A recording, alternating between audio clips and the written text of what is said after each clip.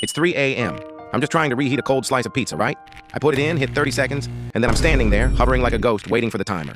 The second it hits 001, I open the door, whispering, snip.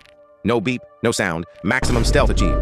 But then, 5 minutes later, from the absolute void of the kitchen, I hear it, the final beep, the one I tried to avoid. Why does it do that? Why does it wait? Is it mocking me? Is it trying to expose my midnight snacking habits? My heart rate is now through the roof, and I'm just clutching my lukewarm pizza slice, staring into the dark. I swear that microwave has a personal vendetta against me. It's like it knows.